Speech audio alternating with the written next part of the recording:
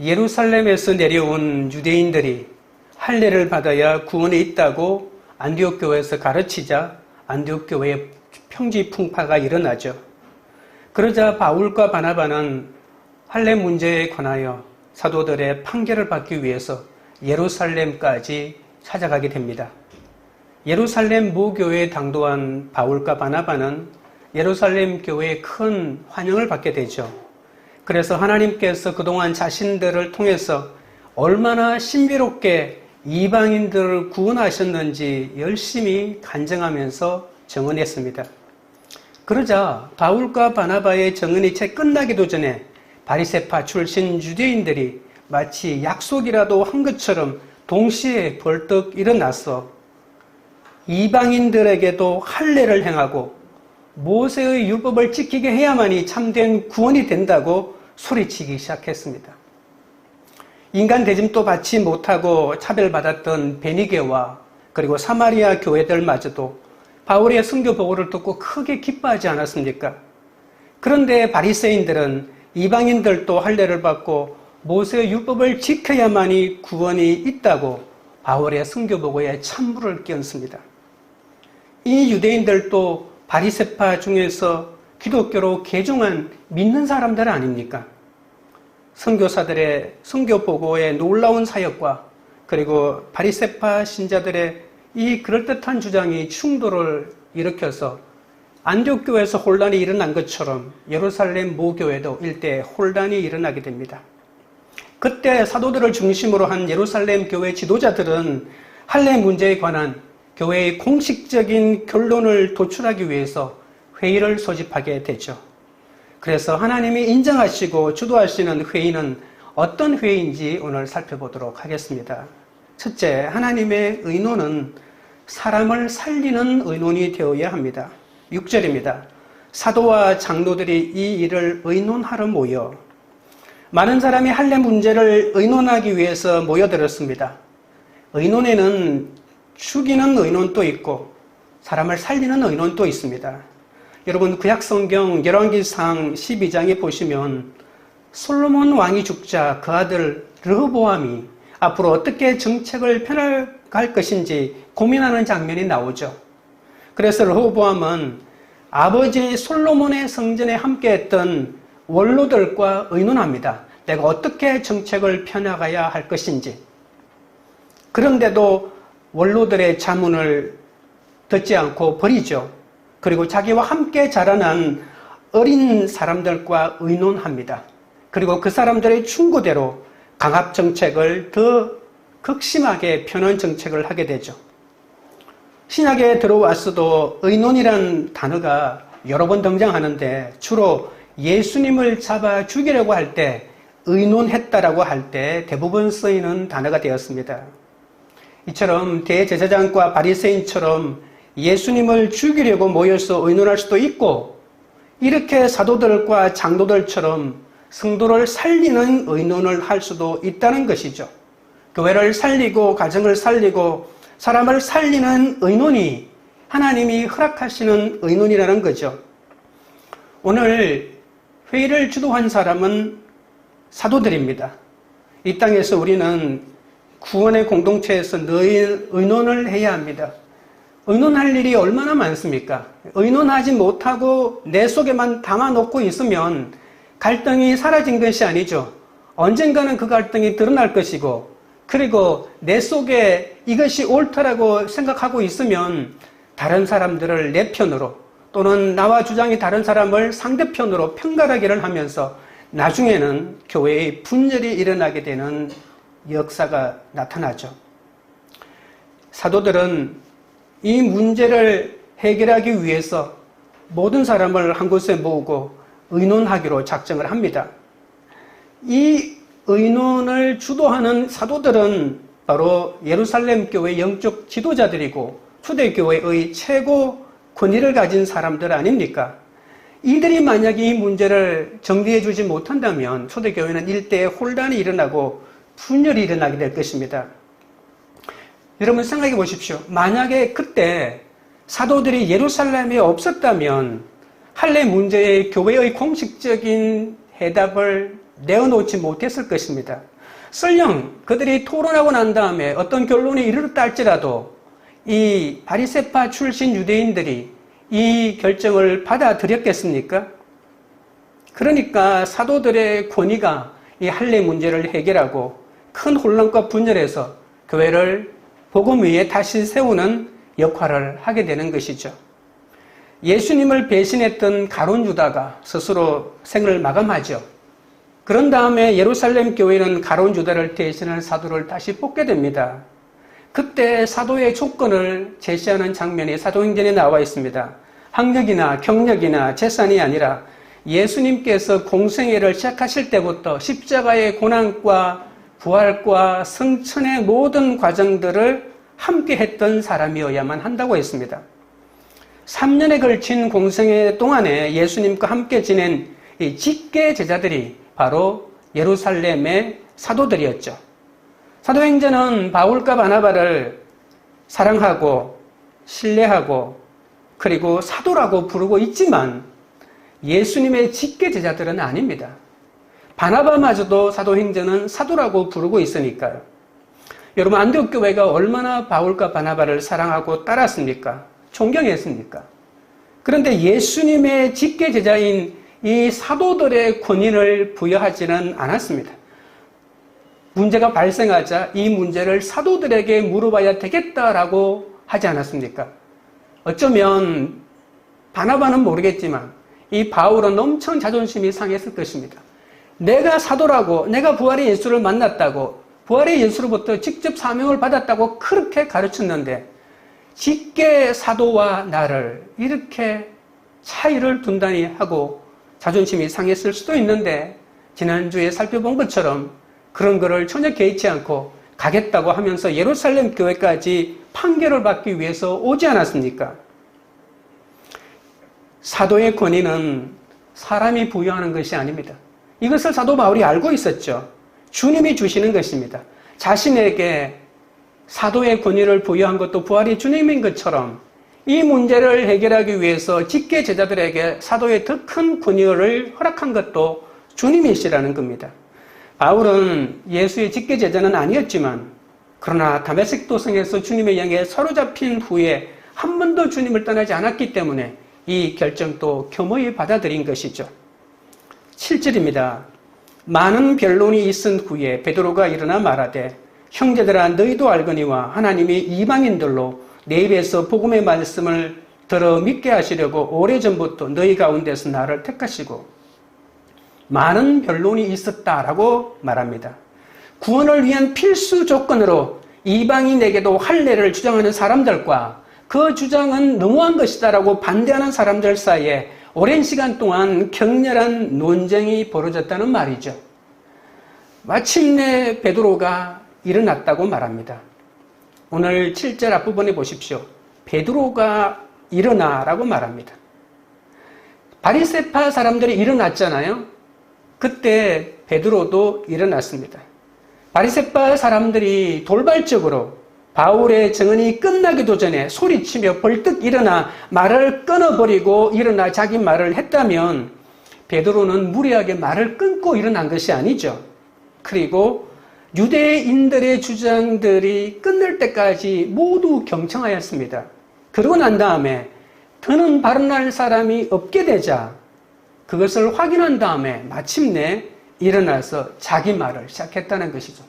상대방의 말을 경청하는 것, 이것이 사람을 살리는 의논의 출발점입니다. 상대방의 말을 끊고 내 말을 더 강하게 하고 더 빨리 하고 그렇게 하여 내 말이 더 설득력 있게 들린다 할지라도 그것은 절대로 사람을 살리는 의논이 될 수가 없습니다. 여러분, 사람을 살리는 사람이 되기를 원하십니까? 자녀를 살리고 또 공동체에 연약한 사람을 살리기를 원하십니까? 먼저 상대방의 말을 경청하십시오. 그 사람이 말을 다 하고 난 다음에 말해도 결코 늦지 않습니다. 여러분, 지식과 세상 지위는 바리새파가 월등하잖아요. 그런데 인품으로 따진다면 배운 것도 없는 갈릴리 무식한 베드로를 절대로 따라가지 못한다는 거죠. 신앙의 성숙과 인품은 언제나 정비례합니다. 난 신앙은 성숙한데 인품은 별 볼 일 없다. 이것은 있을 수가 없는 것이죠. 성령의 열매는 사람의 인품하고 연결되어 있는 특성 아닙니까? 신앙의 성숙은 하나님에 의해서 빚어지는 성품이기 때문에 그렇습니다. 여러분, 의논은 한두 번으로 이루어지는 것이 아닙니다. 그렇기 때문에 사람을 살리는 이 의논을 하기 위해서는 반드시 인내가 있어야 되는 거죠. 여러분, 기다리는 것, 다른 사람의 말을 듣는 것도 인내가 있어야만 하죠. 인내가 없이는 어떤 것도 기다릴 수가 없고 중간에 말을 잘라버리고 저 사람이 하는 말을 내가 단정 짓고 결론을 내려버리는 경우가 참 많습니다. 나는 결론을 내리고 너는 이 결론을 따라해야 된다고 설령 내 의견이 맞다 할지라도 설득하는 과정이 없고 너는 왜 그렇게 생각하느냐고 이렇게 말하게 하고 기다리는 과정이 없기 때문에 내 결정에 순종하는 것처럼 보여도 그것은 사람을 살리는 의논이 못 된다는 사실입니다. 나와 생각이 다른 사람들의 말도 들을 마음이 있어야 많은 변론을 거쳐서 비로소 진리에 도달할 수 있는 것이죠. 변론이 잘못된 것은 아닙니다. 그러나 서로 이기려고만 변론하는 것이 아니라 상대방의 논리와 상대방의 주장도 들으려고 하는 마음이 있을 때 그것이 살리는 의논으로 나아가는 과정이 될 수 있다는 거죠. 베드로가 성령으로 일어나 처음 한 말이 형제들아 라고 말합니다. 형제들은 예루살렘 이 공의회에 참석한 지금 베드로 앞에 있는 모든 사람들을 가리키는 말이겠죠. 그들은 예루살렘 모교회에 속한 교인들인데 할례를 주장하는 사람들과 할례를 반대하는 사람들이 뒤섞여 있다는 겁니다. 예루살렘 모교회의 구성원 자체가 히브리파 그리스도인들도 있을 뿐만이 아니라 해외에서 살았던 이 헬라파, 그러니까 헬라어를 모국어처럼 사용하는 유대인들도 있었기 때문에 물론 히브리파 유대인들의 수가 훨씬 더 많았지만 그 구성원들은 여러 가지 출신들이 섞여 있다고 볼 수가 있겠죠. 이 모든 사람들을 향하여 형제라고 부르고 있습니다. 바리새인도 바울도 모두 주님의 핏값을 주고 죽어주신 형제들이기 때문이죠. 이 육신의 피를 가지고 유대인의 핏줄이기 때문에 아브라함의 자손이기 때문에 형제라고 부른 것이 아니라 여기에서 나오는 이 형제들은 모두 그리스도의 핏값을 주고 샀기 때문에 한 형제라는 그런 의미입니다. 너희도 알거니와 라고 이렇게 말합니다. 베드로를 이방인에게 보내서 복음을 전하게 하신 것을 말합니다. 너희도 알거니가. 우리가 사람을 살리는 의논을 하려면 너희도 알거니와 라고 하는 말을 내가 할 수 있어야 합니다. 나의 헌신, 나의 순종, 나의 결단, 이것을 공동체가 알고 있어야만이 내 말에 설득력이 있겠죠. 너희가 알거니와 무엇을 안다고요? 내가 이방인에게 가서 복음을 전한 일을 너희도 알고 있지 않느냐라고 말합니다. 하나님의 말씀에 순종하여 가이사랴 이방인 백부장 고넬료를 찾아가서 복음을 전하자 하나님이 구원을 허락하시고 그리고 그들에게 하나님의 성령을 주신 이 모든 일을 너희도 알고 있지 않느냐라고 말한 것이죠. 그러니까 베드로는 정확하게 10년 전에 일어났던 일을 지금 끄집어내고 있는 것이죠. 베드로를 백부장 고넬료의 집에 보내신 일은 당시 예루살렘 교회의 큰 사건이었죠. 모두가 욕했기 때문에 어떻게 이방인하고 식사를 함께하고 잠자리에 같이 들고 함께 무두장의 집에 머물 수가 있냐고 하는 그 모든 과정들을 비난했고 모든 비난을 감수했고 그렇기 때문에 이 사건은 예루살렘 교회에 모르는 사람이 없는 것이죠. 베드로는 일어난 모든 일을 차례대로 자세히 설명해서 하나님의 설득으로 이해시키고 있다는 겁니다. 베드로가 고넬료를 찾아가서 복음을 전한 것은 자발적인 의지인가요?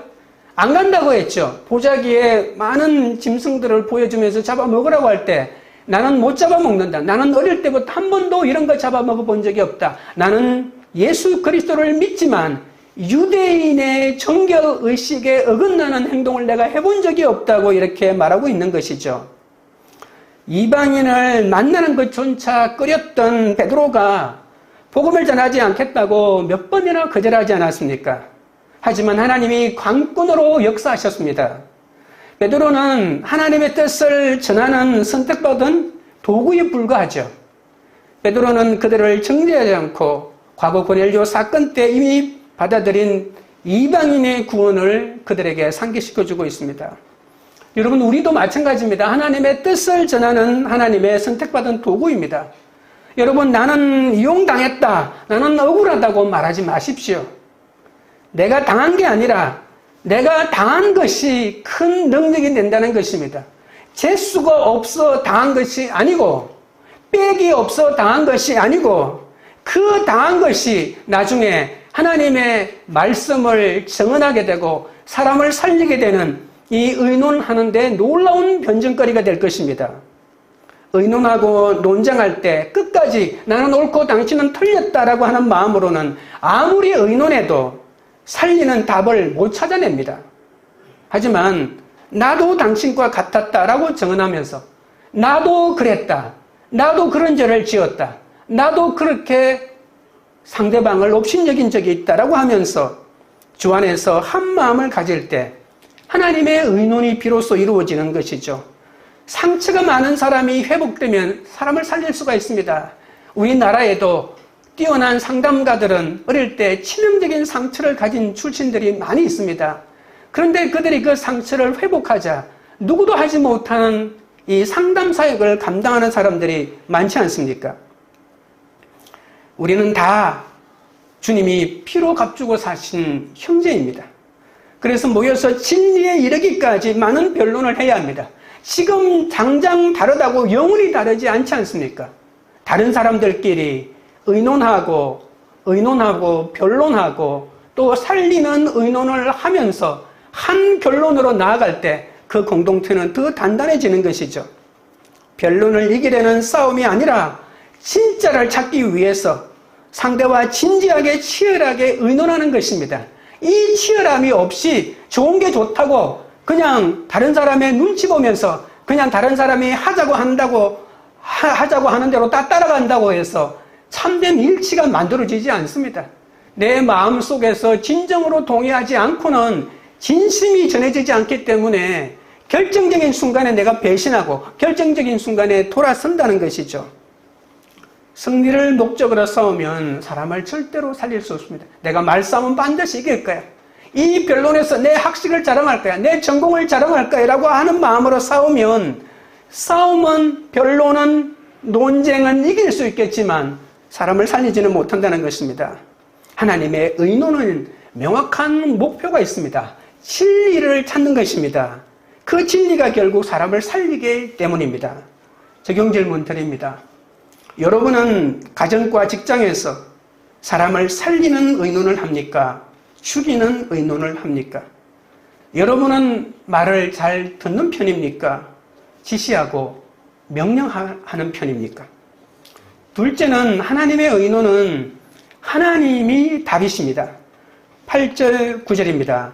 또 마음을 아시는 하나님이 우리에게와 같이 그들에게도 성령을 주어 정언하시고 믿음으로 그들의 마음을 깨끗이 하사 그들이나 우리나 차별하지 아니하셨느니라. 베드로는 이제 가장 확실한 증인을 내세웁니다. 하나님은 고넬료가 할례 받았기에 구원을 주신 것일까요? 고넬료는 할례의 할도 모르는 사람입니다. 고넬료는 경건하여 온 집안과 더불어 하나님을 경외하는 사람이라고 하지 않았습니까? 할례를 받았기 때문에 복음을 들은 것이 아니라 하나님을 경외하는 사람이었기 때문에 복음을 들을 수가 있었던 것이죠. 하나님은 당신을 경외하는 고넬료의 마음을 아시고 베드로를 보내어 구원의 복음을 전하게 하셨습니다. 하나님은 예루살렘 교회에 성령을 주신 것처럼 할례 받지 않은 이방인 고넬료에게도 성령을 주셔서 너도 하나님의 자녀가 되었다는 이 모든 생생한 증언을 주셨다는 것입니다. 이방인에게도 오순절 성령 강림 사건과 똑같은 일이 일어났다는 것 너무나도 놀랍지 않습니까? 이방인도 구원받을 수 있다라고까지 인정한다 할지라도 아니 그들에게 오순절날 마가의 다락방에 일어났던 이 성령의 역사 이것만은 절대 우리만의 것이여라고 알고 있었는데 그런데 똑같이 이방인에게도 그런 성령의 강림의 역사가 일어났다는 것, 얼마나 충격적인 겁니까?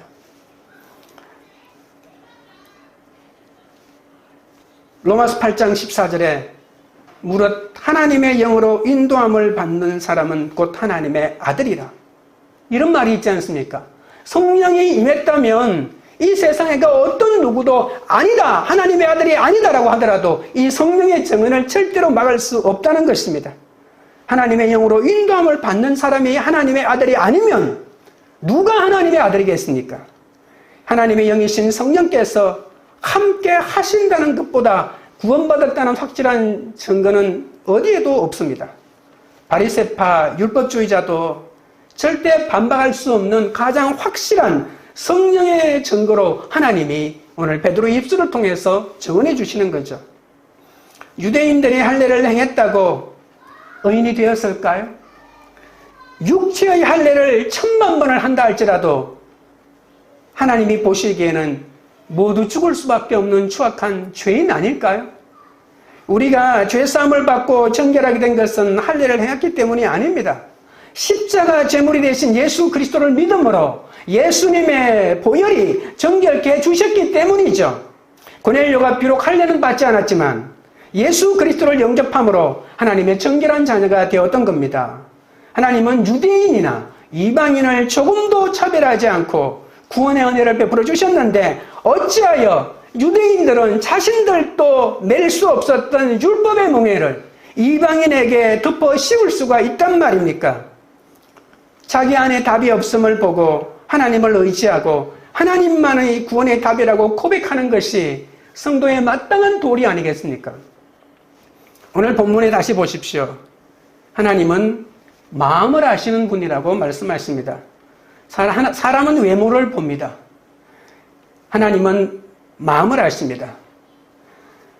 어떤 사람들은 연애 프로그램에 나와서 자신은 외모를 안 본다고 말합니다.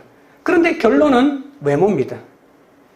사람의 속마음을 하나님은 보시기 때문에 우리가 아무리 믿는 척을 해도 통하지 않는다는 겁니다. 바리새인들은 나는 할 수 있다. 자기 확신이 충만한 사람들입니다. 나의 율법을 지키는 의지로, 나의 행함으로 하나님의 기준을 맞출 수 있다라고 주장하는 사람들입니다. 여러분, 우리가 율법을 지킬 수 있으나 구원도 떼어놓은 당성이라고 그들은 생각했다는 거죠. 그러나 바울이나 베드로는 인간이 스스로 구원할 수 없는 존재임을 너무나도 잘 알고 있었죠. 하나님은 예수 그리스도의 보혈을 믿기만 하면 유대인이나 이방인이나 차별하지 않는다고 하셨습니다. 베드로는 10년 전에 이방인 고넬료를 구원하신 일을 상기시키면서 기가 막힌 증언을 하고 있습니다. 10절입니다. 그런데 지금 너희가 어찌하여 하나님을 시험하여 우리 조상과 우리도 능히 매지 못하던 멍에를 제자들의 목에 두려느냐. 베드로는 복음의 본질을 왜곡하는 유대인들을 통렬하게 꾸짖습니다. 믿음의 조상 아브라함이 하나님을 알고 먼저 율법을 지켰기 때문에 불렀습니까? 유대인이 스스로 율법을 알고 먼저 지켰기에 하나님이 출애굽을 시켜주셨습니까? 하나님이 아브라함을 먼저 불러주셨고 당신의 백성으로 먼저 택해 주시지 않았습니까? 하나님의 법을 지키는 것은 하나님의 은혜로 구원받은 결과에 불과합니다. 하나님의 은혜 없이는 죄의 덫에 갇힌 인간이 혼자서 아무것도 할 수 없죠. 율법을 지켜 구원받는 것은 우리 목에 죽음의 멍에를 씌우는 것과 같습니다. 여러분, 복음은 그 멍에에서 우리를 해방시켜주는 일인데 어찌하여 이방인에게 다시 그 멍에를 씌우려고 하십니까? 유대인들은 율법을 지키지 못하여 허덕이고 제사도 있고 모든 것도 다 있었지만 그들은 이 율법의 고통에서 벗어날 수가 없었는데, 그래서 율법의 저주에서부터 해방시켜 주시기 위하여 예수 그리스도가 십자가에 못 박혀 돌아가셨다가 부활하셨는데, 그 부활의 예수를 믿고 구원받은 이방인에게 그들도 지키지 못하여 율법의 저주가 되었던 그 율법을 왜 다시 덮어 씌우려고 하고 있습니까? 유대인들도 맬 수 없는 멍에를 이방인에게 덮어씌우는 것은 사도 베드로는 분명하게 하나님을 시험하는 범죄라고 말합니다. 베드로의 영적 통찰력이 놀랍지 않습니까? 인간이 하나님을 시험하는 것은 하나님을 믿지 않는다는 말입니다. 바울이 기세등등하여 예수 믿는 사람들을 잡아 죽이기 위해서 다메섹으로 들어갈 때 빛으로 임하신 부활의 주님을 만나 그 앞에 꼬꾸라지게 되죠. 그때 하나님은 내가 어찌하여 나를 박해하느냐고 통렬하게 꾸짖습니다. 바울이 본 적도 없는 자신을 나는 내가 박해하는 예수라고까지 소개하셨습니다.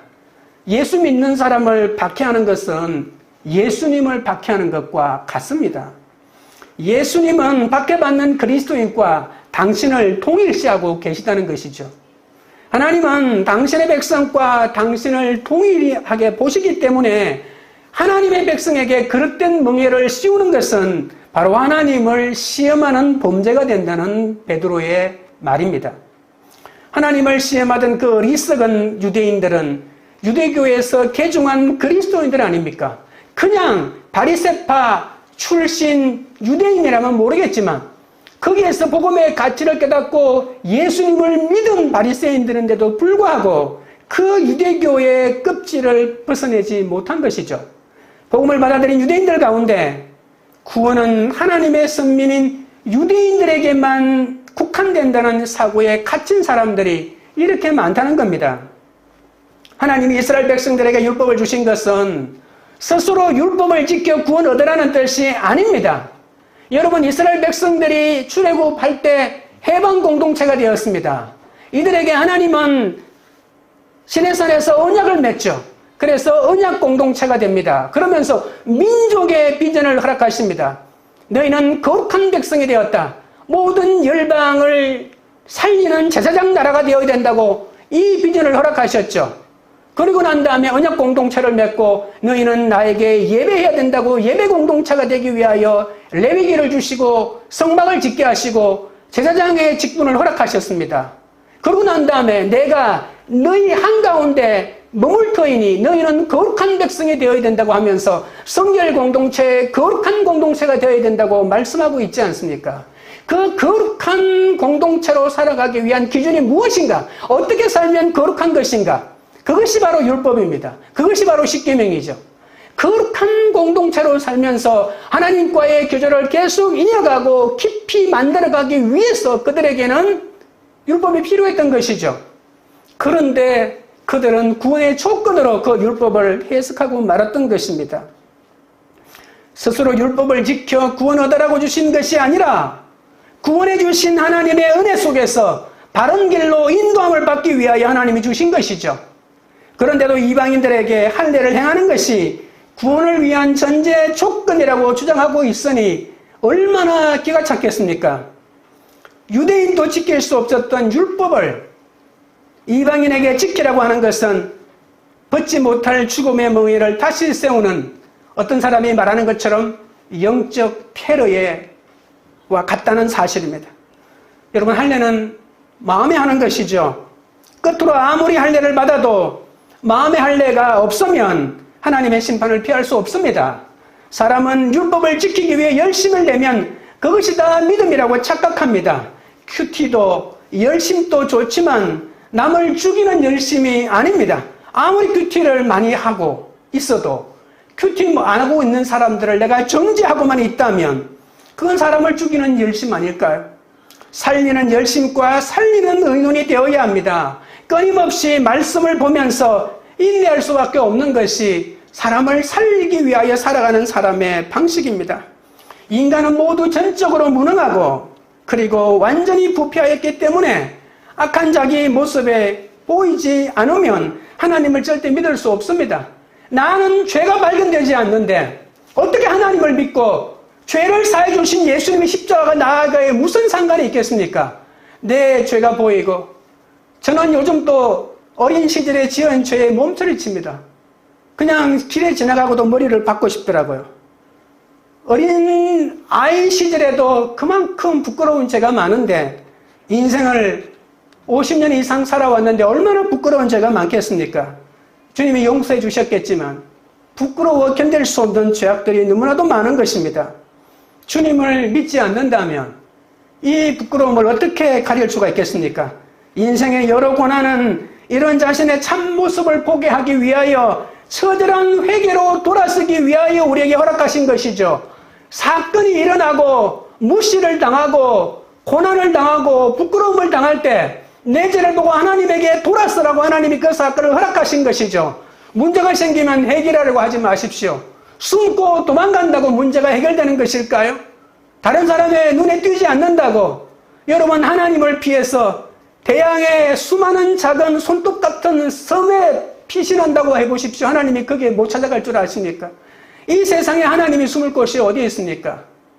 하나님을 숨을 곳은 없고 이 땅에 부끄러움을 가릴 데가 없습니다. 세상 마지막 요한계시록의 심판 때 바위야 내 머리 위를 덮으라고 아무리 소리쳐도 나를 가려줄 것은 하나님의 심판에서 나를 피하게 해줄 것은 아무것도 없다는 것입니다. 회개밖에 없습니다. 내 죄가 드러날 때 부끄러움이 드러날 때 하나님 앞에 나오십시오. 인생에 오직 하나님만이 답이심을 인정하셔야 합니다. 내 생각에 감춘다고 그게 답이 아닙니다. 그게 해결이 아닙니다. 다른 사람이 모른다고 내 죄가 없어진 것일까요? 다른 사람이 모르지만 하나님이 알고 있고 내가 알고 있습니다. 숨긴다고 해결이 안 합니다. 하나님 앞에 가지고 나오셔야 합니다. 이 땅에서 모든 환경으로 하나님이 답이시라는 것을 알려주고 있는데도 하나님이 답이 아니라 내가 답이다. 내 생각대로 내 판단대로 하면 모든 일이 해결된다고 아직도 생각하고 있다면 하나님을 절대로 만날 수가 없을 것입니다. 이 세상에 하나님은 하나님만이 답이라고 알려주시는 수많은 환경이 있다면 그것이야말로 하나님이 나에게 허락하신 최고의 환경이라는 사실을 아시기 바랍니다. 중요한 질문 드립니다. 가정에서 내 말이 답이다라고 주장하는 사람은 누구입니까? 또 주장하는 것은 무엇입니까? 하나님이 이 인생의 답이시라는 것이 얼마나 인정되십니까? 셋째는 하나님의 의논은 우리가 되어야 합니다. 11절입니다. 그러나 우리는 그들이 우리와 동일하게 주 예수의 은혜로 구원받은 줄을 믿노라 하니라.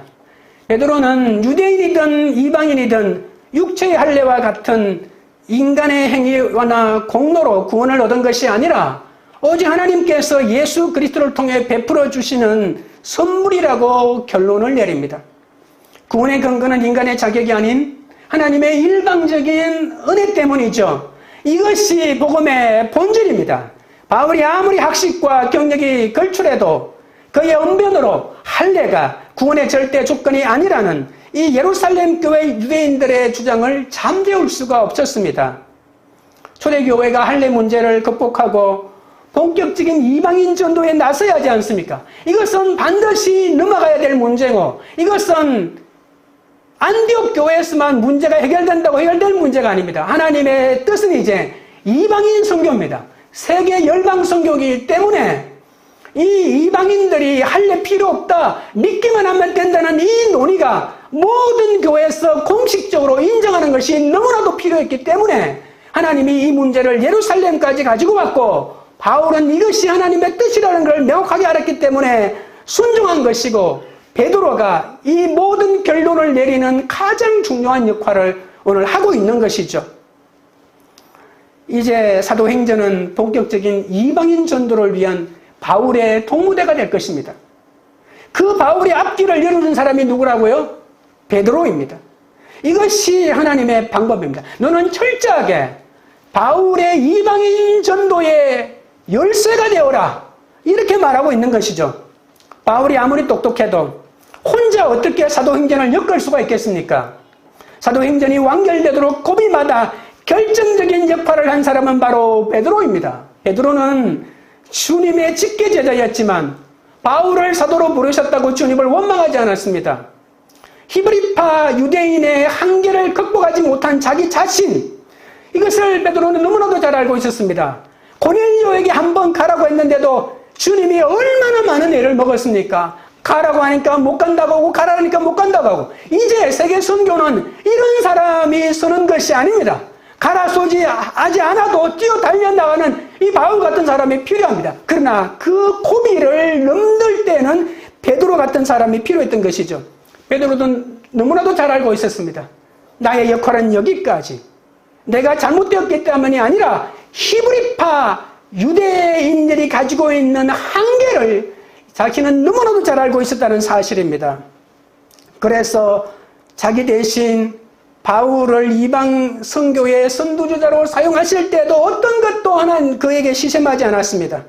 자기에게 초점을 맞추고 있던 사도행전의 초점이 사도행전 13장부터 바울에게 집중된다고 안달하지도 않았습니다. 그는 하나님의 인도하심을 묵묵히 순종할 뿐입니다. 베드로가 유대인이든 이방인이든 오직 예수 그리스도의 은혜로만 구원받음을 우리는 믿는다라고 하는 말로 결론을 내립니다. 오늘 11절에 보십시오. 우리말에는 주어와 동사가 떨어져 있지 않습니까? 주어는 제일 앞에 나오고 동사는 제일 마지막에 나오지 않습니까? 그러나 헬라어에는 붙어 있습니다. 우리는 믿는다. 그러나 우리는 믿는다. 왜 베드로가 1인칭 나는 믿는다고 하지 않고 왜 우리는 믿는다고 말했을까요?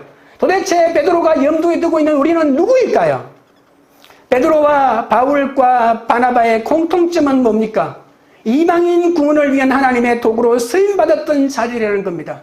베드로는 가이사랴 고넬료를 구원하시려는 하나님의 도구였습니다. 바울과 바나바는 비시대 안디옥, 이고니온, 루스드라, 더베와 버가에서 많은 이방인을 위한 하나님의 도구로 쓰임받지 않았습니까? 베드로가 유대인의 관습을 버리고 이방인 고넬료 집을 방문하여 교제한다는 것은 유대인들에게 온갖 비난과 욕을 자초하는 일이었습니다. 유대 사회에서 쌓아오는 모든 명성도 포기해야 되는 일입니다. 바울과 바나바도 1차 전도 여행 당시 이방인들에게 복음을 전한다는 이유만으로 가는 곳마다 유대인들의 심한 박해를 받지 않았습니까? 급기야 바울은 루스드라에서 유대인들에게 돌에 맞아 죽었다고 생각하고 내다버릴 만큼 맞았습니다. 이들의 삶은 주님을 위해 자신의 모든 것을 버릴 수 있는 사람만 취할 수 있는 그런 삶이었죠. 베드로는 자신처럼 이방인 선교를 위하여 모든 것을 버리고 나선 바울과 바나바를 가리켜 우리는 믿는다라고 고백하고 있는 것이죠. 베드로는 그렇게 고백하고는 그곳에 모인 모든 사람들이 우리가 누구인지 알 수 있게끔 바울과 바나바를 쳐다보고 있습니다. 그에게 시선을 돌린다는 것입니다. 모든 회중들도 바울과 바나바를 쳐다봅니다. 그들에게 시선을 고정한 후에 유대인이든 이방인이든 오직 예수 그리스도의 은혜로만 구원받음을 우리는 믿는다라고 고백했다는 말입니다. 여러분, 베드로와 바울과 바나바의 시선이 그 순간에 마주쳤습니다. 주님의 사명 안에서 진정으로 하나가 되는 순간입니다. 하나란, 우리란 이런 것입니다. 이방인을 위해 사람들의 비난과 돌팔매질을 당해본 사람, 이 세상 모든 것보다 주님이 더 크신 분이라는 것을 믿어 주님 앞에 자신을 내던져 본 사람끼리만 주고받을 수 있는 영적 교감이 이 순간에 이루어진 것입니다. 여러분 12절에 보면 바울과 바나바는 그 시선에 빨려 들어가듯 일어나 베드로의 말이 모두 사실이며 자신들의 경험을 토대로 증언하기 시작하는 모습을 볼 수 있습니다. 서로를 바라보는 베드로와 바울과 바나바의 시선에서 깊은 신뢰와 따뜻한 동지애가 배어있지 않습니까? 이처럼 아름다운 영상을 하나님께 순종하는 삶으로 빚어낸 베드로와 바울과 바나바는 예수 그리스도 안에서 명실상부하게 진정한 우리가 되었습니다. 주님을 믿는 우리에게 우리는 어떤 의미입니까? 세상 사람들처럼 이권을 위해 거짓과 벗하면서도 서로 당연하다는 듯 묵인하는 관계입니까?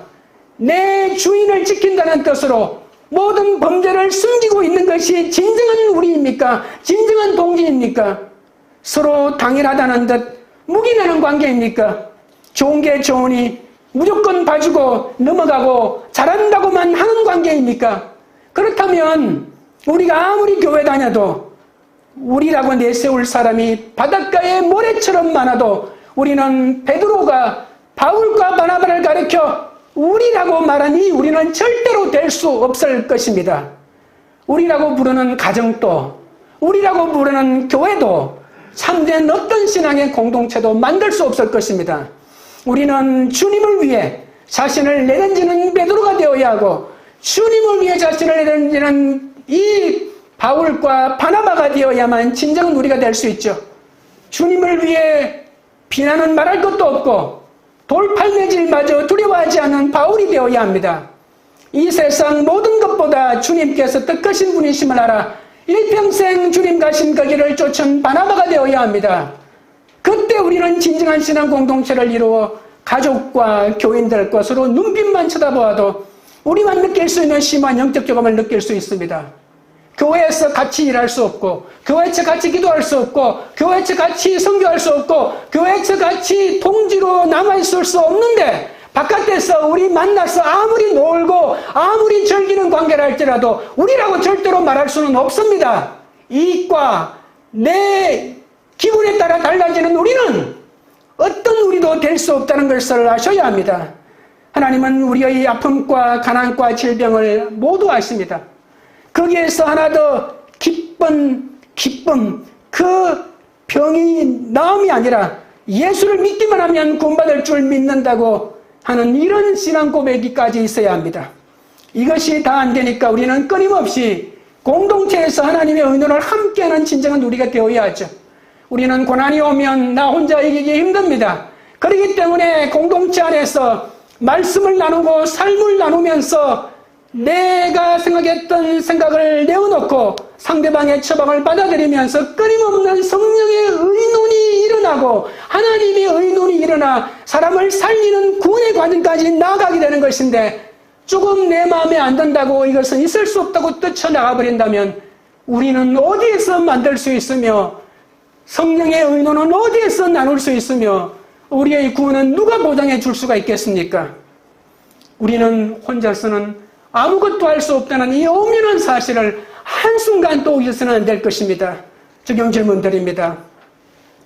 여러분은 가정과 교회에서 참 우리를 잘 만들고 계십니까? 말씀을 맺겠습니다. 하나님의 의논은 사람을 살리는 의논이 되어야 합니다.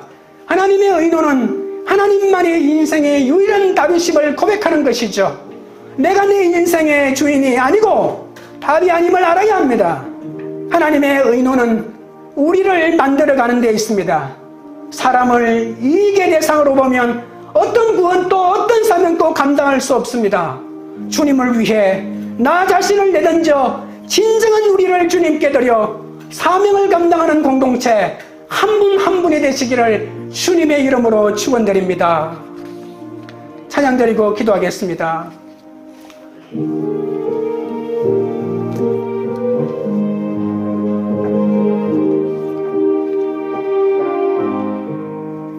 예수가 함께 계시니 시험이 오나 겁없네.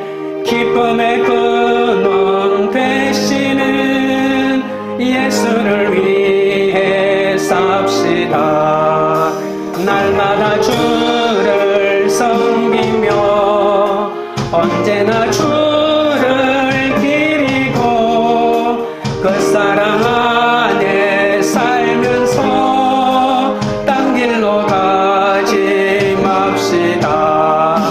이 세상 사는 동안에 주 이름 전파하면서 무한한 복락 주시는 예수를 위해 삽시다. 날마다 주를 섬기며 언제나 주를 기리고 그 사랑 안에 살면서 딴 길로 가지 맙시다. 이 세상 친구 없어도 예수는 나의 친구니 불의한 일을 버리고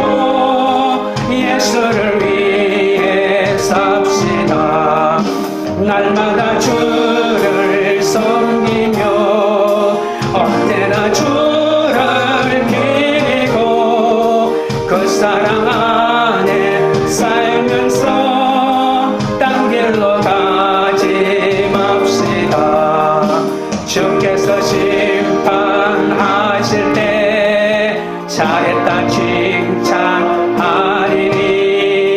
이러한 상급 받도록 예수를 위해 삽시다. 날마다 주를 섬기며 언제나 주를 드리고 그 사랑 안에 살면서 딴 길로 가지 맙시다. 우리 기도하실 때 누구를 만나든지 무슨 일을 만나든지 구원을 관점으로 놓고 기도하게 해달라고 기도하겠습니다. 가정과 직장에서 사람을 죽이는 의논과 지시와 명령이 아니라 사람을 살리는 의논을 하게 해달라고, 사람을 상하 관계로만 보지 않고 형제의식을 가지게 해달라고, 모두가 구원받아야 할 대상이라는 생각으로 각 사람을 대할 수 있도록 해달라고 기도하겠습니다. 내가 답이라고 말한 것을 내려놓고 하나님이 답이심을 고백하게 해달라고 기도하겠습니다. 하나님만이 내 인생의 유일한 답임을 인정하게 해달라고 기도하겠습니다. 가정과 소그룹에서 참 우리가 되어가게 해달라고 기도합시다. 누구를 만나든지 사람을 이익을 얻을 대상으로 보지 않고 참 우리 공동체를 이루어 사명을 감당하는 함께 가는 우리들이 되게 해달라고 주여 세 번 부른 다음에 기도하며 주께 나가겠습니다.